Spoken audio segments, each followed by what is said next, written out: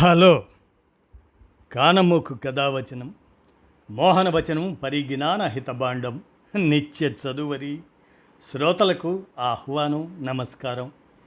చదవదగునెవరు రాసిన తదుపరి చదివిన వెంటనే మరువక పలువురికి వినిపింపబూనిన అది ఏ పరిజ్ఞాన హితబాండమౌపో మహిళ మోహనవచనమై విరాజిల్లు. పరిజ్ఞాన హితబాండం లక్ష్యం ప్రతివారీ సమాచార హక్కు ఆస్ఫూర్తితోనే ఇప్పుడు అమ్మ కొంగు పెళ్ళాం జీన్సు దుపట్టా తేడా తెలుసుకో సోదరా అనేటువంటి ఈ అంశాన్ని మన కానమోకు కథావచనం శ్రోతలకు అవగాహన నిమిత్తం ఇప్పుడు వినిపిస్తాను, వినండి. అమ్మ కొంగు పెళ్ళాం జీన్స్ దుపట్టా తేడా తెలుసుకో సోదరా. ఇక వినండి. పాఠశాలలో ఉపాధ్యాయురాలు విద్యార్థులను అమ్మ కొంగుపై ఒక వ్యాసం రాయమని అడిగారు. ఒక విద్యార్థి రాసిన విషయం ఎంత హృదయానికి హత్తుకునేలా ఉందంటే మీ మనస్సును భావోద్వేగాలతో నింపేస్తుంది. మీరు కూడా వినండి మరి. గౌరవనీయ ఉపాధ్యాయురాలు, అమ్మ కొంగు కేవలం ఒక వస్తువు, వస్త్రపు ముక్క మాత్రమే కాదు, అది అమ్మ యొక్క గౌరవం మరియు ఔన్నత్యం. పొయ్యి మీద ఉన్న వేడి పాత్రలను దించడానికి అమ్మ కొంగునే ఉపయోగించేవారు. అది పిల్లల చెమటను, కన్నీళ్లను తుడిచేది. మురికి పట్టిన ముఖాలను, చెవులను, చిట్టి చేతులను శుభ్రం చేసేది. భోజనం చేసిన తరువాత అమ్మ కొంగుతో మా ముఖాలను తుడిపించుకోవడంలో ఒక ప్రత్యేకమైన హాయి ఉండేది. మా కళ్ళలో ఏదైనా పడినప్పుడు అమ్మ కొంగును మెలివేసి తన ఊపిరితో దాన్ని మెల్లగా వెచ్చబరిచి కంటిపై ఉంచేది. ఎందుకో తెలియదు కానీ ఆ నొప్పి వెంటనే మాయమైపోయేది. అమ్మ ఒడిలో నిద్రించే పిల్లలకు ఆమె ఒడి మృదువైన పడకగా, ఆమె కొంగు హాయినిచ్చే దుప్పటిగా మారేది. ఇంట్లోకి ఎవరైనా కొత్తవారు వచ్చినప్పుడు పిల్లలు భద్రత కోసం అమ్మ కొంగు వెనక దాక్కునేవారు. పిల్లలకు సిగ్గు అనిపించినప్పుడు వారు అమ్మ కొంగుతో తమ ముఖాన్ని కప్పుకునేవారు. పిల్లలు బయటకు వెళ్ళినప్పుడు వారు అమ్మ కొంగును పట్టుకునేవారు. అది వారికి మార్గదర్శిగా, రక్షణ కవచంగా నిలిచేది. పిల్లలు అమ్మ కొంగును పట్టుకొని ఉన్నంతసేపు ఈ ప్రపంచమంతా తమ చేతిలోనే సురక్షితంగా ఉన్నట్లు వారికి అనిపించేది. చలికాలంలో చలి నుండి రక్షించడానికి అమ్మ తన కొంగుతో పిల్లలను నలువైపులా చుట్టేసేది. మరియు భారీ వర్షం కురిసినప్పుడు అదే కొంగు గొడుగులా మారి పిల్లల ముఖాన్ని కప్పేది.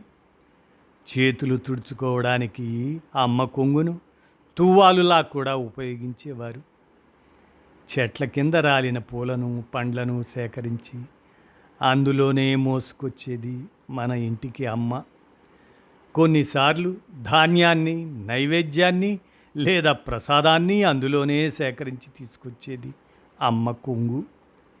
ఇంటి సామాన్లను దుమ్ము దులపడానికి, శుభ్రం చేయడానికి కూడా దాన్ని ఉపయోగించేది అమ్మ.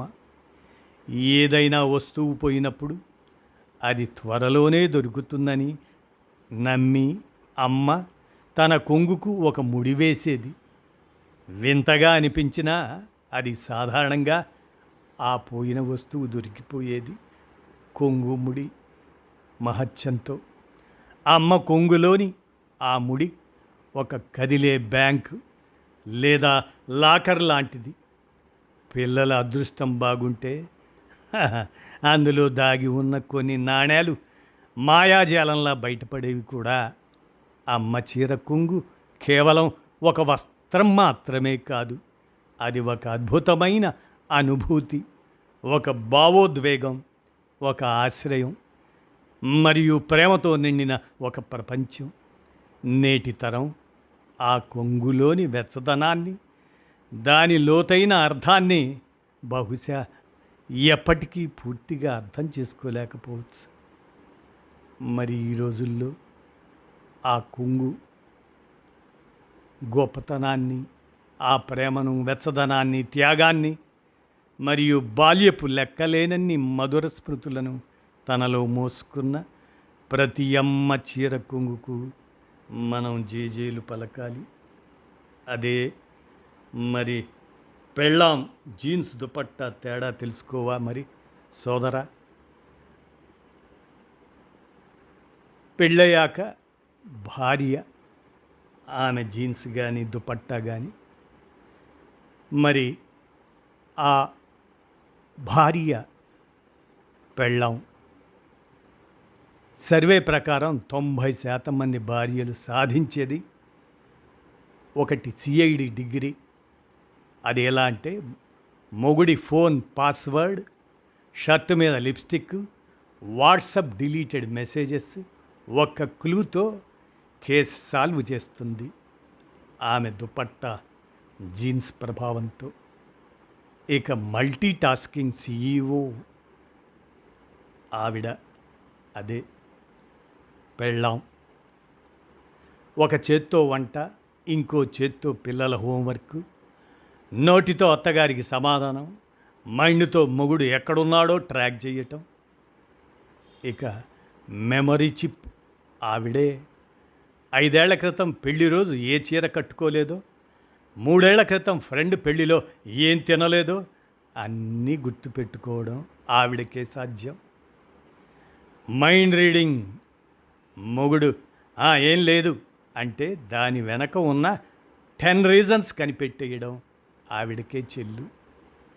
మరి బడ్జెట్ మినిస్టర్ కదా, మొగుడి జీతంతో ఇల్లు నడిపి పిల్లల్ని చదివించి మళ్ళీ అందులోనే గోల్డ్ స్కీమ్ కట్టడం ఆవిడకే సాధ్యం. మిగతా 10% సాధించేది ఏది? భార్య పెళ్ళాం. వాయిస్ కంట్రోల్, అరిచే మొగుడిని ఒక్క చూపుతో సైలెంట్ చేయడం. ఇక టైం ట్రావెల్, 5 నిమిషాల్లో రెడీ అవుతా అని చెప్పి అక్షరాల 45 నిమిషాలు తీసుకోవటం ఆవిడకే సాధ్యం. సేఫ్టీ ఆఫీసర్ ఆవిడ. మొగుడు బైక్ స్లోగా నడపకపోతే వెనక నుండి గుద్ది చూసి నడుపు అని చెప్పటం ఆవిడకే సాధ్యం. కానీ నిజం చెప్పాలంటే ఫ్రెండ్స్, సోదరులారా, పెళ్ళయ్యాక భార్య సాధించేది ఇదే. కన్నీళ్లు దాచే నవ్వు, అందరూ హ్యాపీగా ఉండాలని తన బాధని తొక్కేసి నవ్వడం ఆవిడకే తెలుసు. సొంత కలల త్యాగం ఆవిడకే తెలుసు. పిల్లల ఫ్యూచర్ కోసం తన కెరీరు, హాబీసు పక్కన పెట్టడం ఆవిడకే తెలుసు. 24/7 డ్యూటీ, జీతం లేని, సెలవు లేని, రిటైర్మెంట్ లేని అమ్మ, భార్య, కోడలు ఆవిడే.